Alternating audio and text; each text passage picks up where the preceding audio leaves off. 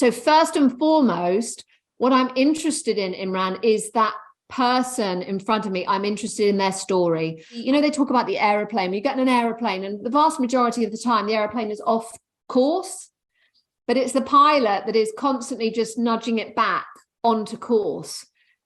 That's essentially the role that I play. This might be in your genes, but depending on the choices you make from here on and the environment that you choose to bathe in, that will determine how much or how little you express those genes, or whether you express them more helpfully or less helpfully.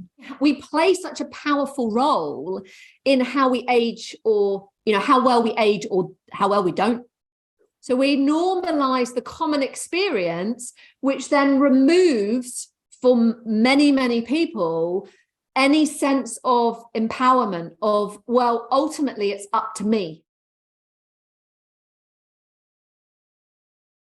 Hi, Louise. So I'm really looking forward to this conversation, because I think that the field that you work in, Nutrigenomics, offers a way of looking at our health that a lot of people might not even be aware of.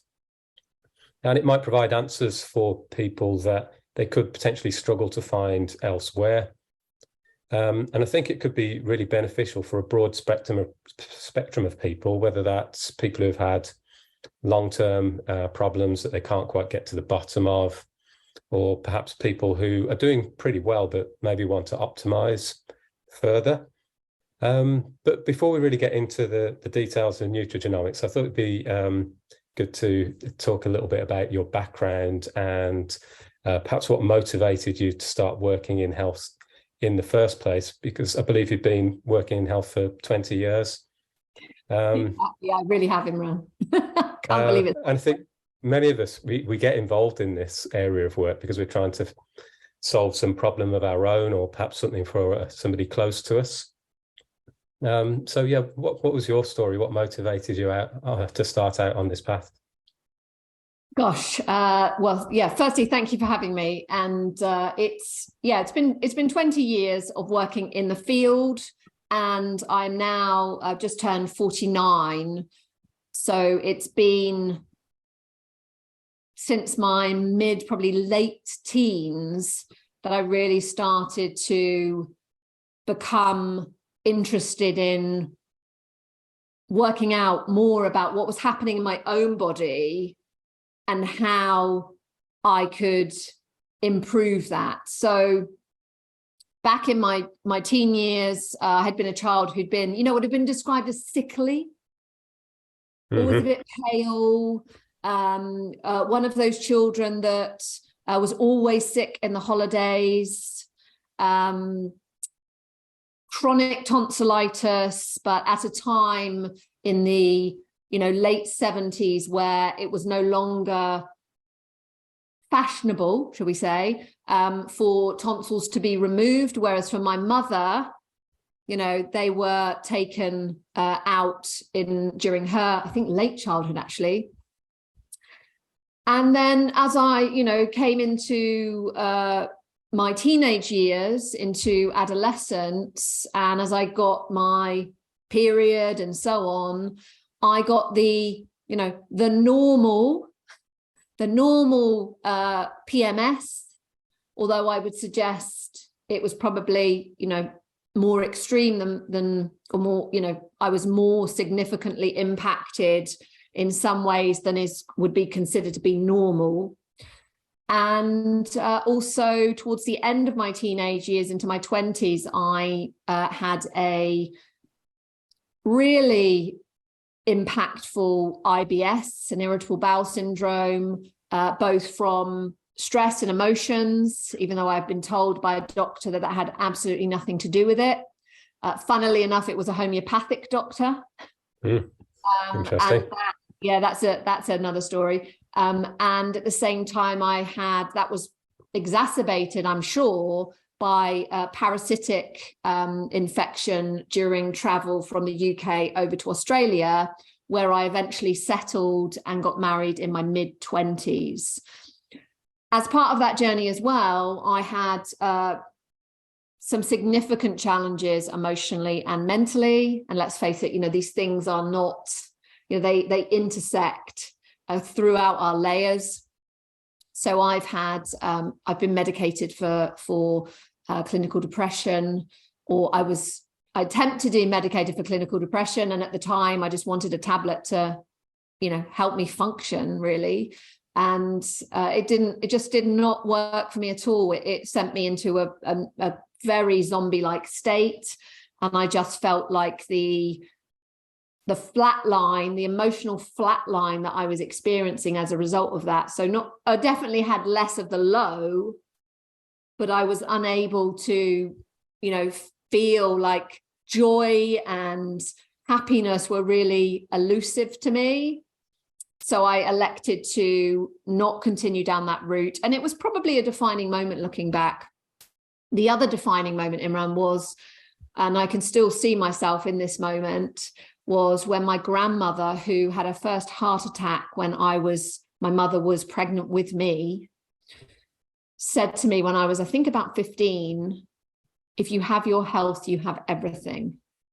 Now, I didn't fully understand at that age what that was going to mean for me in terms of the rest of my life, because I was an English language, English lit, French, double honors degree at university, my first degree. But it's been something that's been, that I've carried with me. And I saw firsthand the amount of lost quality of life that is directly related to somebody's experience of their emotional, mental, physical health. So you had quite a lot of things going on then, by the sounds of it.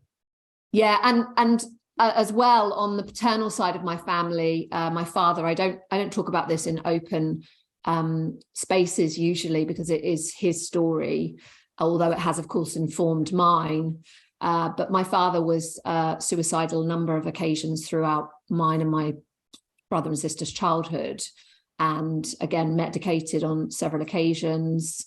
And so that both obviously impacted me as a young person, and also now knowing more about myself and my own biology has, it's been part of the journey of making sense of it all. So was there a point where you decided to change career? Because it sounds like perhaps you initially had a different career path in mind before you trained as a naturopath. Yeah, so when I left so I was on track I never wanted to work with people. So at one stage I was on track I was hoping to head to veterinary school. However, the requirements to get into a veterinary university course here in the UK at that time, I'm sure it's the same here, are basically 4 A's at A level. And although I was earmarked at one point to do the Oxbridge, entrance exams, I was withdrawn from that because I was not a natural intellectual. I was just a really, really hard worker, and I enjoyed learning. And that was probably, it was definitely an ego. It was definitely an ego blow at the time. And then I dug in and I thought kind of, well, I'll prove you lot wrong. So I got 3 A's. However, during that A-level examination time, one of my peers who was going to Cambridge with an 2 E's, she basically needed to turn up for the exams and write her name. She was a brilliant, brilliant young woman. She took an overdose during our exams. And although it didn't impact me directly compared to some of my friends, because she was one of my peers, she wasn't actually a friend. We were in the same year group. It helped to inform my decisions, because I knew that if I had gone to Oxford, which was where I was, I thought I wanted to go, and I would have read English, it would have taken every ounce of me to keep up with people like her who were naturally highly intellectual, and it probably would have broken me. Sounds similar to my experience in school. I was fortunate enough to go to quite a good grammar school, but yeah, I felt like I felt a similar kind of pressure.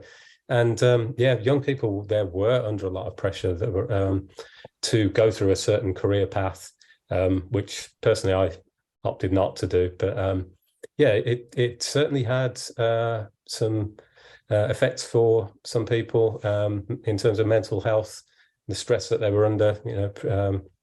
It's a real thing.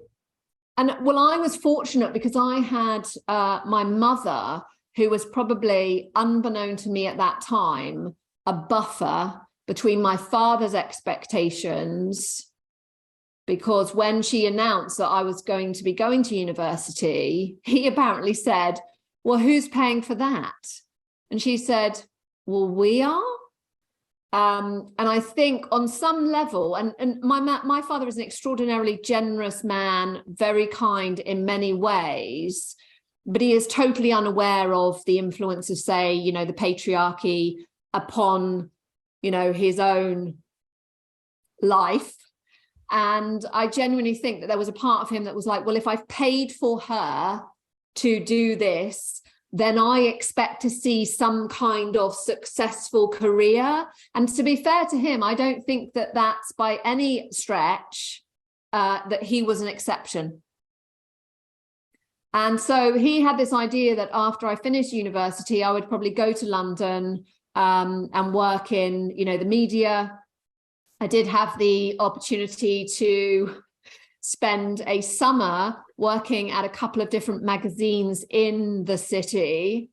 And honestly, Imran, I was like, by the end of a couple of weeks that I spent, what was the magazine? I can't remember. It probably doesn't exist anymore. It doesn't really matter. But to see these, like grown women in their late 20s essentially arguing over who was going to get tickets to, whatever event it was, I was like, this is just not what I'm signing up for. If I'm going to be in the media, I'm going to be there to make some kind of difference. And this is just, I'm all for having fun, but this is just puerile. Mm-hmm. There's a real difference between being childish and childlike. I can be very childlike, but I do my utmost to avoid being childish. Yeah. I fail miserably some days with my children. Sometimes I just poke my tongue out with them, and my husband's like rolling his eyes and going like, stop. So then training as a naturopath, I guess in this country, a lot of people might not even know what a naturopath is, but in other places it's looked upon differently. Yeah, exactly that. So after I finished my degree, I went traveling. And I bought a round the world ticket. And in a nutshell, I got to Australia. I was in a car accident. It completely changed the trajectory of my life, I would suggest. And I met my husband about 48 hours, the man that was going to be my husband, 48 hours later. And we got married 6 months to the day that we met. So I ended up staying in Australia when I left the UK, it was really only a halfway point. So after I'd been there for a short period of time, I knew that how we'd met and what we were doing wasn't what I wanted to do in the long run. And I found out about this thing called naturopathy or naturopathic medicine. And there are a couple of very good colleges in Sydney, Australia, and I signed up for one of those, and it was a 3.5 or 4 year course. You could also elect to do a bachelor's degree alongside that, but I already had an honours degree, so I was like, I really don't need that. I did later top it up, and then I did my MSc when I got back to the UK. But as you say, in Australia, there are as many visits annually to naturopaths as there are to GPs, because the Western scientific paradigm is built on acute care, and it's derived from the medicine of the battlefield. And that is immensely helpful when it comes to emergency medicine, you know, in a road traffic accident type situation, when it comes to surgical intervention. And, you know, I'm in awe of the medical system when it comes to things like, you know, supporting, you know, tiny infants that have been born prematurely. And, you know, there's much to be thankful for, but it is only one paradigm. And there is not one system of medicine on the planet currently that can do everything. And it's really important that people understand that if you go, for instance, to a surgeon and you're looking to get a kind of 360-degree view of what you should and shouldn't be doing in terms of choices or what's achievable, that surgeon is most likely going to talk to you about what they can do, which is a surgical option. You mentioned tonsillitis earlier on.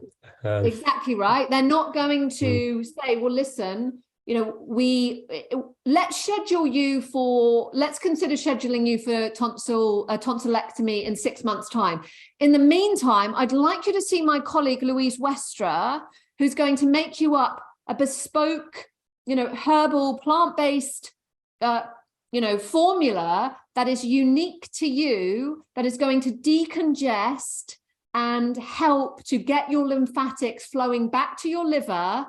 And while we're doing that, we're going to have a look and see where the challenges are in your detoxification pathways, so that you're informed for the rest of your life to know that this might be in your genes, but depending on the choices you make from here on and the environment that you choose to bathe in, that will determine how, you know, how much or how little you express those genes, or how, you know, whether you express them more helpfully or less helpfully.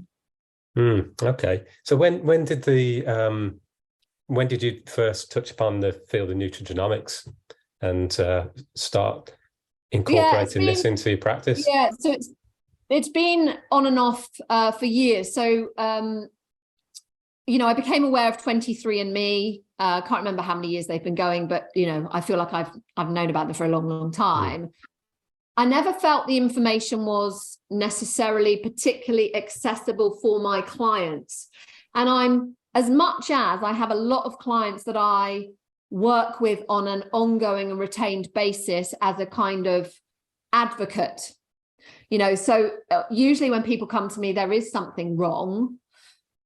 But once we've got through the part that isn't, you know, making them feel good mentally, emotionally, physically, or whatever, most of those people then come to a point where they're like, well, I want more of this. How can I, you know, I've come through there actually being a condition that is diagnosed, or, you know, I had something wrong with me. But now I want us to go into the optimization part of things, Louise. And I know I need you to keep helping me to inform my decisions. And it's also like you know, they talk about the aeroplane. You get in an aeroplane, and the vast majority of the time, the aeroplane is off course, but it's the pilot that is constantly just nudging it back onto course. That's essentially the role that I play. But at the same time, I want to ensure that the resources I encourage my clients to invest in are as easy and as accessible as possible for them to use, whether I am beside them or not. So it was really only about this time last year that I found entered into a partnership with a lab here in the UK that I'm very happy with the information that they're providing, that is then, you know, I work through with my clients to give them the things that we need to focus on for the next, say, 3, 6, 12 months or whatever, as part of our strategy. And how we're going to look, you know, where's the evidence of success for them in that strategy. And we use the Nutrigenomics as a sort of, I think I've said to you before, a SWOT analysis. So we get to see where their strengths are, you know, where are the areas that are working or likely to be working really, really well, that they kind of are falling back on? Where are the areas? I don't really love the word weakness, to be honest, Imran, but I think of them as vulnerabilities. These are the areas where, if you think of, I always think of the M6, because where I live in Scotland and where my parents live down on the Wiltshire-Hampshire border, we spend a lot of time on the M6 when we're traveling to see them or to come home. And there are always parts of the M6. You always think, oh, it's going to take this amount of time. And you get on the M6 and then it's down to 50 miles an hour or 40 miles an hour or whatever. And there's, of the 3 lanes, there's 2 lanes closed, or you're over on the other side. And I think of the weaknesses or the vulnerabilities as if you think of it as a motorway. And if we have genes that are not, that have these little typos or glitches on them, which are adversely impacting how we are taking up and metabolizing our nutrients from our food, then instead of those 3 lanes of traffic being open and all moving really nicely, you might have your 2 lanes closed in the biologically speaking. And then when you throw in the circumstances of life, before you know it, you might be pushed up on the hard shoulder and, up on the verge.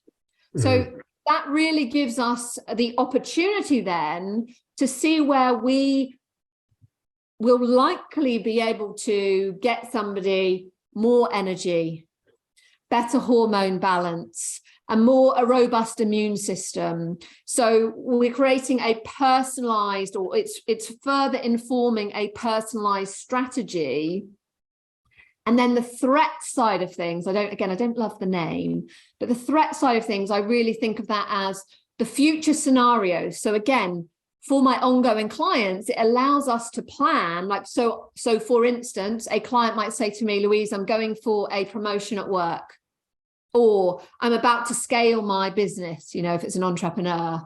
And I'm like, well, that's great to know, because, this is what I've been doing. It's working really, really well. What do we need to know about the demands on your time and energy, and how are we going to tweak your strategy to ensure that you're not eroding your biological bandwidth, and that more of the traffic isn't going to be pushed up onto a narrower flow, leaving you, at risk of expressing again those genes in the worst possible way, and leaving you depleted, drained, or even having what I refer to as a never well since scenario, which is often when people come to me, it's because they have unwittingly been, draining themselves, not nourishing themselves other than in a relatively arbitrary way, even if they've had very good intentions and want to be healthy, because they don't know where they're vulnerable. And then, when I say to them, well, what was happening at that time when you first started to get sick? And they often use this term, oh, I've never been well since. I see. I really like the motorway analogy. I think that makes a lot of sense. So when you actually start working with somebody, is finding out the client or patient's genetic blueprint, is that one of the first steps? And how's that actually done?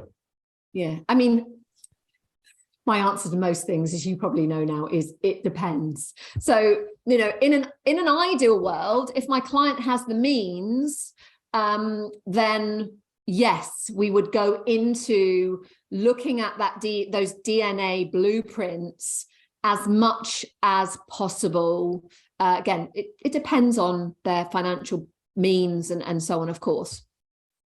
But it's also absolutely imperative that as a practitioner, I don't take my eyes off the prize, so to speak, because it's the human in front of me that counts above all other things. And I think it's really, really important as practitioners that we continue to ensure that we don't fall into the trap of relying on any type of testing, whether it is, Nutrigenomic, whether it is blood testing, whether it is hair analysis, it's really, really important that we look at the nuance and the context of the individual. So first and foremost, what I'm interested in, Imran, is that person in front of me. I'm interested in their story. I'm interested in grounding them in time and space so that I can build up as much context as possible, so that don't get me wrong, the vast majority of my clients at some stage do the Nutrigenomic testing, and I'm very privileged because a lot of my clients will trust me and they'll just say, well, what do I need to do? What do I need to do? So we might be doing 4 or 5 tests at once. Others, it might be just one judicious test, because again, that's financially what they can, the means that they have at that time. But it's really important that I listen, because again, as a naturopath, what anyone tells me about how they feel, how they think, their cognitive experiences, their choices, their decision making, those things will also tell me a lot about what is and isn't happening well in the body, because the body is constantly trying to give us the messages. And then I suppose for me, I use the Nutrigenomics as a way of ensuring that what I'm thinking is happening is in the blueprint, and or as a way of building so that's if they come to me and there's something wrong. But for clients who are, they have nothing wrong with them medically, or they have had a client this week who is on a long-term omeprazole for esophageal issue, erosion, and at the same time wants to find out more about how that long-term medication, because it is required definitely at this stage, could be hitting those typos, those glitches, and making things harder for his body in other ways, whilst also looking to optimize and build more of a proactive, preventative strategy for risk factors within, their family. So yeah, it's part of a holistic approach, I guess. So I think the older paradigm that probably many people are still under is that our genes are our fate. And yeah, many people might not even really be aware of this idea that genes can express differently depending on the inputs in your life. So yeah, perhaps you could talk a little bit more about what kind of things affect how our genes express. Yeah, so just before we get to that, can I just make one point about, again, as you say, the limitations. So personally, I've had this personally as well as professionally. I know that my B12 levels in my blood are normal. They're within the normal accepted range. They're not even at the low end. Sorry, I've got so excited, I've nearly hit my laptop. They're not even at the low end of normal. They're like, I'm like, well, they look good. However, when you look at my DNA, I have genetics, so we actually call them SNPs, single nucleotide polymorphisms. But as I say, let's just call them glitches or typos. I have a glitch on my ability, or potentially I have a glitch, which potentially means, in my case, that I have reduced absorption of B12. I have reduced transport of B12, and I also have reduced capacity to get B12 across into my Krebs cycle, where the magic, all our energy is made, as you know. And so this is where blood testing within the Western, framework, the Western paradigm, can be limited, because you can be told that you have plenty of that nutrient in your blood, but it doesn't mean that your body is able to use it necessarily. And whilst I've been working on myself for, let's say I am 49, level 49, and I've been working in this way, both with the support of others and you know, doing it myself for over, well, 30 years to one degree or another. So I've done a huge amount of work, remembering what I talked about, where I came from. I was miserable on a day-to-day basis. Even after I finished my my initial round of naturopathic studies, I was burnt out. It took me 2 years to properly recover with everything that I was trying to balance at that time alongside studying.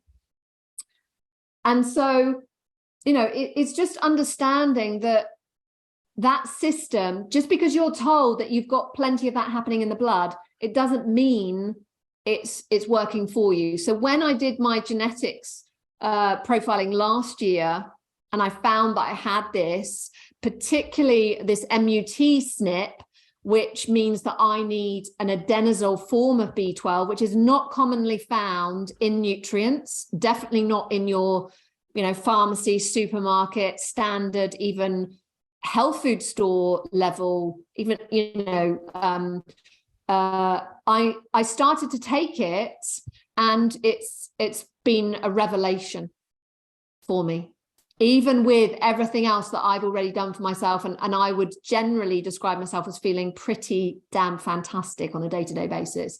It's changed what's happening for me on a cognitive level.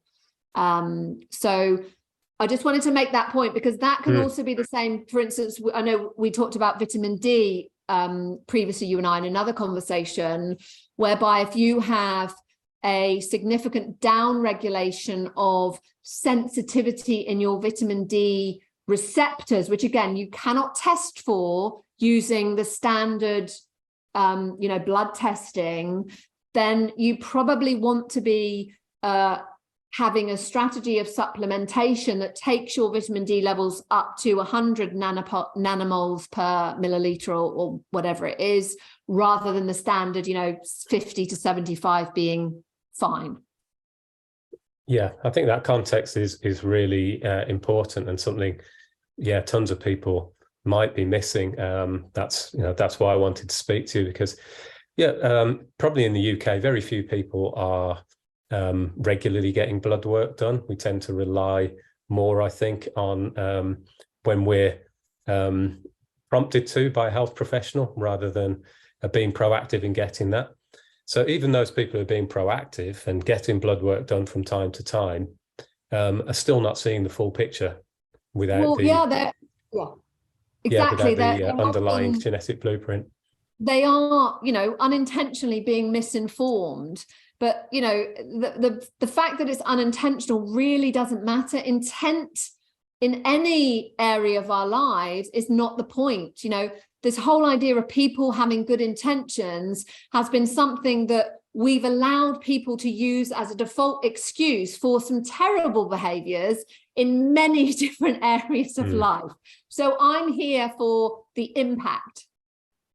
And the impact of that is, as you say, that people are misinformed, that they are being left potentially with significant nutrient deficiencies that is impacting 37,000 billion things, I should say 37 trillion things that are happening every second of every day of our lives. So we can't underestimate how much of an impact that oversight and lack of understanding, and I'm not criticizing the medical system, it's just they need to be more open about the constraints of that approach, and more receptive to, you know, additional services that could actually make their life a damn sight easier, because in the long run it would most likely reduce the financial impact on the NHS. For sure. So, yeah, just to backtrack a little bit to what we were talking about a minute ago. So you gave a couple of examples of dietary interventions. I always like an example. I think it can just make things much more real and easy to understand. Other things outside of dietary factors that affect our genes, perhaps in our environment and lifestyle, is that something that you would help people with as well? Yes, I mean, I guess the main area that I always think of when people ask me about, well, you know, what, more broadly speaking, what can be impacting my genes is, you know, the world that we live in, the environment that we live in, our genes are essentially bathing in that environment. And so it's very, very helpful to know where our particular blueprint, where our particular DNA might be less capable of dealing with some of those environmental exposures without becoming neurotic about it, because there are choices that we can make to mitigate risk. So for instance, if I think about coffee, right, I love coffee, but really I'm a coffee snob. And I need to be Imran because I don't detoxify caffeine particularly well. However, when things are running well, I get no adverse effects from my slower metabolism and my sensitivity to caffeine. However, if I'm already a little bit frayed, under the pump, and then I have a coffee, then I feel it. The other thing is that there is a gene called PON1, and that gene handles things like oxidized lipids. So we have to remember that something like coffee is not just caffeine, it has oils in it. And those oils are roasted. And depending on who's taking care of that coffee in terms of the processing, some of those oils could be very, very oxidized, and they could even be rancid. So if we have a down regulation in our PON1 gene, if we have a typo there, and we are less able to deal with oxidized fats, lipids, then some coffees, we might notice that some coffees make us feel a bit, like without even the caffeine aspect. And that's exactly what I get in some of my clients. They'll say, oh, I know if I drink coffee here, I feel fine. But actually, when I drink coffee over in this coffee shop, it seems bizarre to me, but I don't feel particularly well after it. The other thing is that a lot of health conscious people will look for an organic coffee. Problem with that, and again, it's another phase of detoxification, slightly different pathways. You know, organic coffee is more prone to mold growth. So if we have a down regulation in our ability to deal with mold, then we might feel like, well, it's not the caffeine. I don't feel like I haven't got palpitations. I don't feel anxious, but I just feel a bit, you know, just not a bit liverish, you know? So I think coffee can be a good example of that, because, you know, and tea can be the same, because obviously it contains caffeine and, again, doesn't just contain caffeine. But even things like, you know, I saw a terrible thing this week about the number of 2 to 5 year olds that are essentially have a really huge amount of ultra processed foods in their diet. And it, you know, that breaks my heart, because that's the time at which those young children have a reduced PON1 expression. So when they're being given can I use brand names? Yeah, go ahead. Okay. We're closed environment. So when they're using things like, you know, Pom Bears, Pringles, Skittles, anything that is so highly processed, when you look at the label, you know, it's got at least 10, if not 20 ingredients, and it's usually highly covered. You can see Skittles, you know, that wax is, again, everything has to be broken down in the body. But these young children, they even if they don't have a glitch or a typo on their PON1 gene, they have a reduced activity. So it's even more important that they aren't exposed to these foods, and yet time and time again, I see parents who are dealing with their own like dysfunctional relationships and trying to unpack those dysfunctional relationships with food, perpetuating exactly the same cycle with their children, only it's worse because there's so much more of this ultra processed food around now. And a lot of it is marketed as a snack when it's actually, I use this word treat in the loosest loosest term. So yes, our environment, absolutely paramount. And that also has a knock-on effect for hormones, because our hormones are metabolized through those detoxification pathways in our liver. And there is research that shows that if certain pathways are downregulated, there is a correlation with, certain types of cancer, like breast cancer, for instance.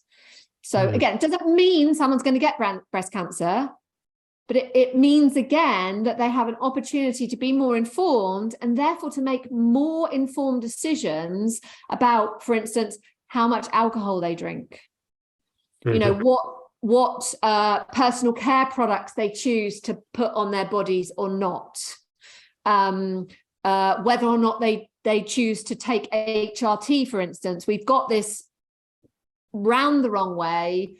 Women are put onto HRT and then taken off it if and when there's a cancerous situation, when I firmly believe that if it were men that needed to take HRT, they would be tested first to see if the HRT was going to potentially heighten risk, depending on those genetic SNPs, and then be counselled and make an informed decision as a result of that, rather than it being after the horse has bolted.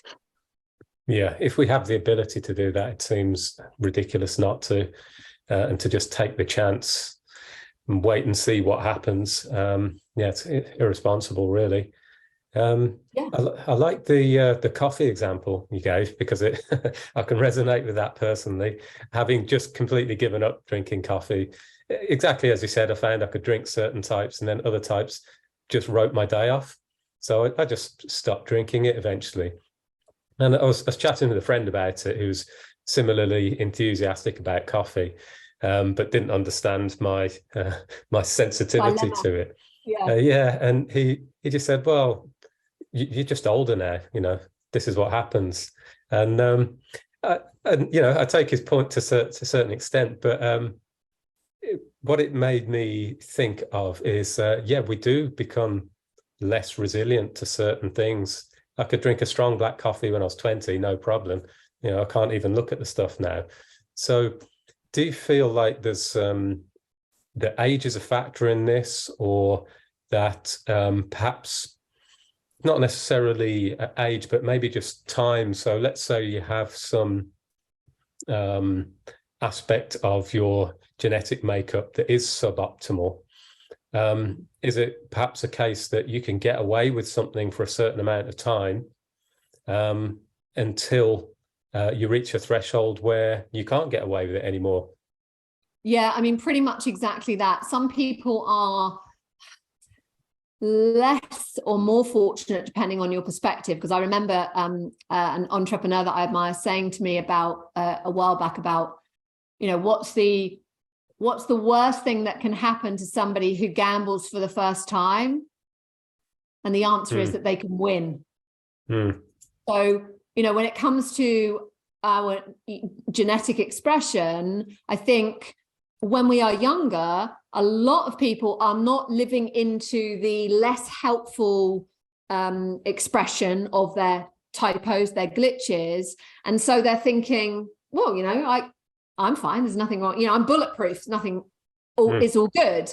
And then again, if we go back to the motorway analogy, if we haven't known where the opportunity is to really continue to build a strong foundation of, in the motorway analogy, bitumen, and make sure that the cat's eyes are maintained and the lines are intact and so on, that over time, cracks are going to appear There are going to be more accidents happening. We're maybe going to have to cordon off more of that part of that road for repair, thus making things harder. Because we may not know, that the things we're doing that everyone else seems to be doing as well are actually slowly and incrementally impacting our genes to express themselves in the worst way. Because this is the thing, it's a bidirectional relationship whereby, your genetic SNPs will inform your ability to uptake and metabolize nutrients, and therefore their interaction with enzymes and cofactors. And that's where they impact all our biological processes. But as I say, it's bidirectional. So if we are unwittingly doing things that are exerting pressure in the opposite direction, then that is going to catch up with us at some point. And most people are going to have that happening sooner rather than later, because they don't have this information to go, right, well, this doesn't seem to be a problem right now. However, I want to mitigate risk, and I'm interested in being proactive and preventative. So, if I am going to drink coffee, I also know that I've got, these things here. Coffee drains these things, but I've got an increased need for those. So maybe that needs to be part of my, day-to-day eating and/or some kind of supplementary input. Yeah, I think having information as early as possible is so important. I tend to work with people mainly in their 40s and 50s. And I think we can get into this situation of the expression is a death of 1,000 cuts. So something can be deteriorating so slowly that on a day-to-day basis, we don't notice it. But then you get to the middle part of your life, maybe you're in your 40s or 50s, and you notice you have a problem that just seems to have crept up on you. That could well have been avoidable if you'd had information earlier on. And I can imagine, as we get older, the likelihood of this happening as we get into older age is even higher.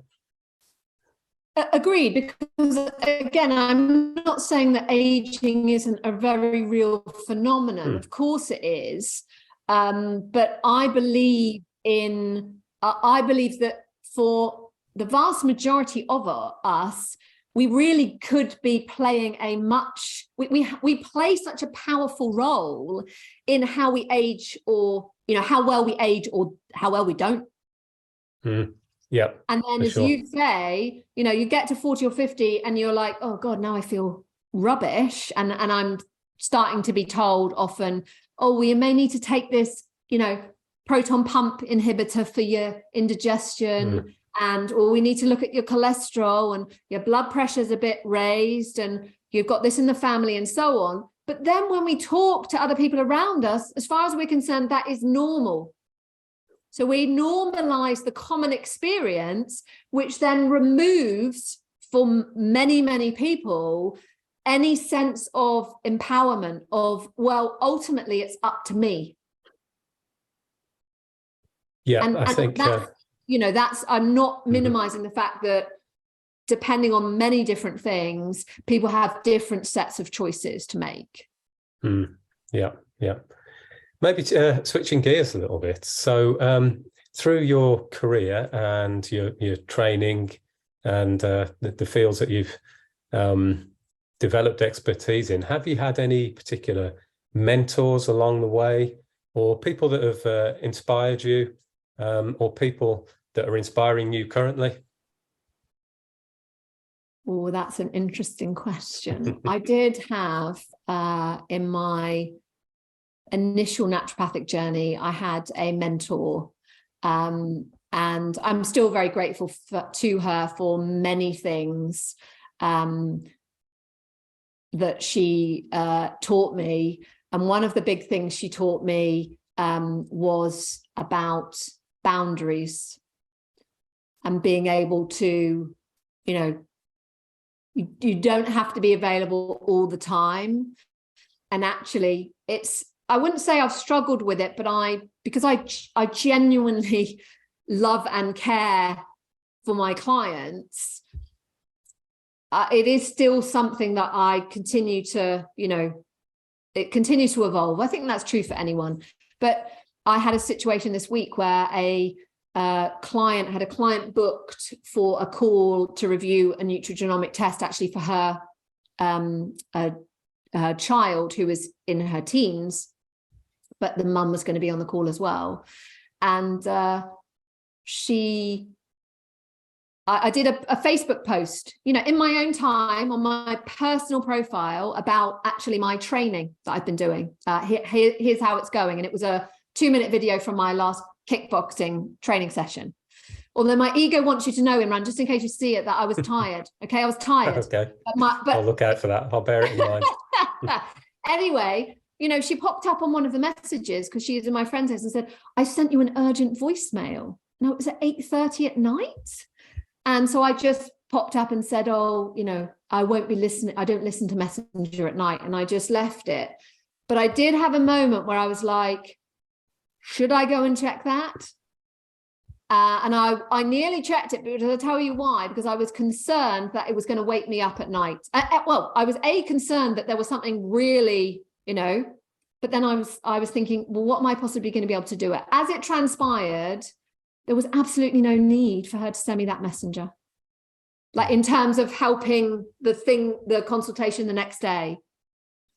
So, I love my clients, but we're all human.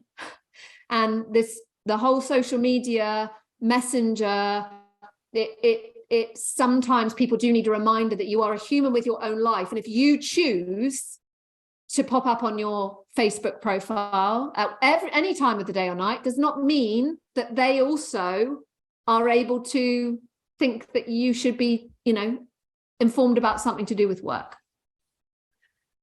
That's not really, I guess it was an answer. There's a chap I like very much called Chris Newbold. And he I don't know how long he worked for BioCare, but I really like him because he's very sensible.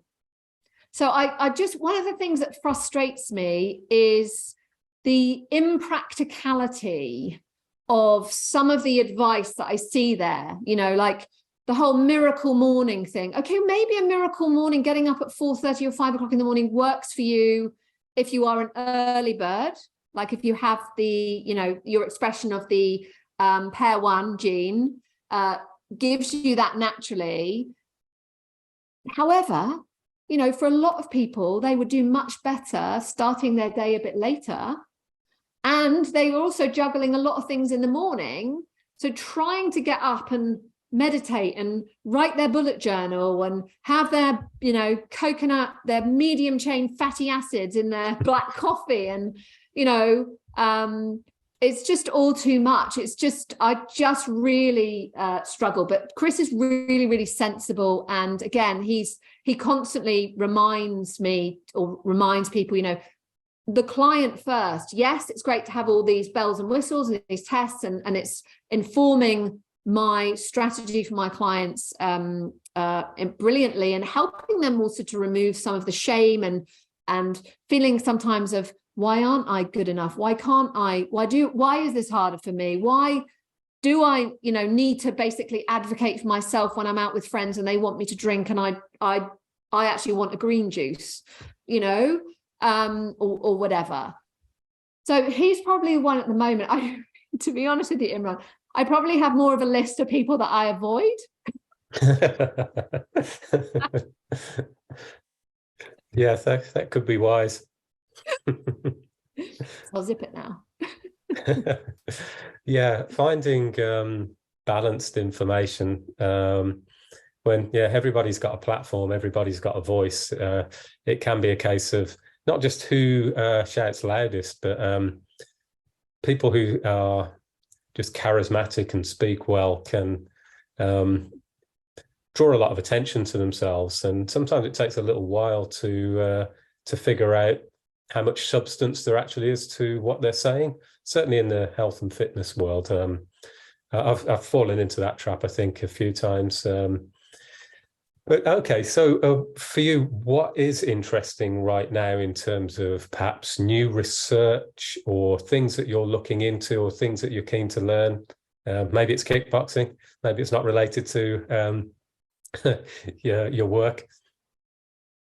Yeah, so well, firstly, on the professional side of things, I mean, nutrigenomics is a brilliant field for someone like me whose dopamine needs to be constantly stimulated, and I try to do it in the most helpful way as opposed to the least helpful way.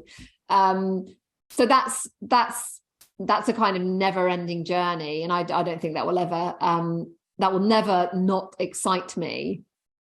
But yeah, actually, it's funny you mentioned that. But for me, I really want to be able to hold my own body weight up in the Olympic ring. So that's one thing. And then the other thing is, which is part of the same ability, as far as I'm concerned, is being able to do freestanding handstands. So I can do them up against a wall. But I really want to move to be able to do that without any support. And I feel like, there's this general idea that, yes, of course you can stay fit, and you should stay fit, and you should be lifting some weights as you get older and so on. But there is a common misconception that you can't build muscle as you age. And well, you know my husband, he's living proof of that not being true at all. And I mean, I don't keep an ongoing, I'm not monitoring myself closely in that way as he is. But I definitely know that in terms of my own muscle mass and strength and so on, that is something that is continuing to build, and I'm excited. I'm here for that. Yeah, I like that. A couple of really good goals. So a freestanding handstand, and is it holding your weight, sort of hanging from the rings? I would like to be up. So ultimately, I'd like to be able to do muscle up, but I'm not. Yeah. I'm not even close. Yeah. On the kickboxing, so it'd be like that top position of a dip that you want. Yeah. Okay. Exactly. Mm-hmm. And then on the kickboxing side of things, I was saying to my husband after I'd seen this video of myself this week, something about wanting to be able to kick higher, and he said, well, if you go back and you look at that video again, a couple of those kicks are pretty high. It just doesn't feel like that to me. So. Mm-hmm. Maybe I'm doing better than I thought. I like it. I believe you've also written a book quite recently. Is that right? Oh, it was August. Yeah, fairly recently. August of not last year. Sorry, no, it was August of 2021. Now. 2021. Okay. Yeah. What's the book about? The book is called You First, and it's written predominantly for women.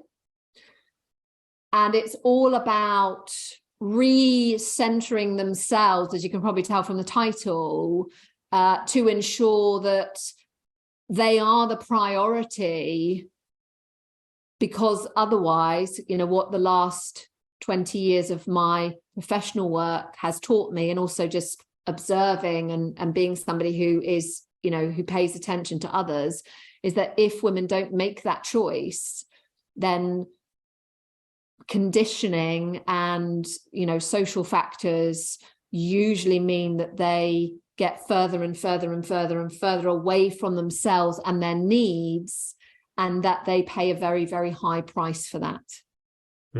Yeah. Okay, well, I think we probably better bring this to a conclusion. I think we could talk for a long time. There's lots of common grounds that I think we'll have a series. Cover. Yeah. Perhaps we should do another one sometime. Hope to. So yeah, where can people find out more about your work, how to contact you? What's the best way to get in touch? So the best way to get in touch is to email me at louise@louisewestra.com. I do have a website, louisewestra.com. However, it requires some reworking at the moment.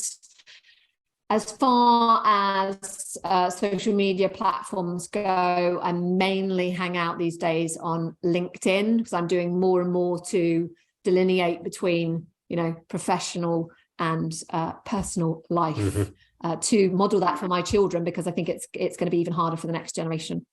Yeah. Okay. So kickboxing and training videos, Facebook, but professional stuff on LinkedIn.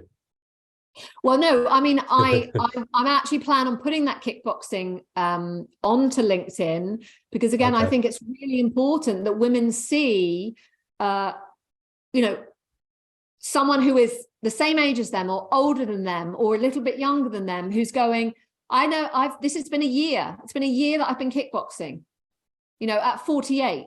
Whereas there's a lot of people who are like, oh, 48, you know, oh.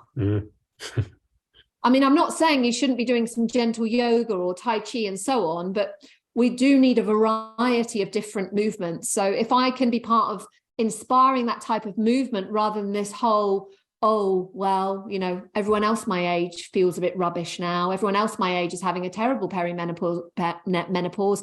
Everyone else is starting to take medications. I'm the disruptor going, doesn't have to be like this. So you will see it on LinkedIn, Imran. Great. I look forward to it. Okay, Louise, thanks very much. Thank you.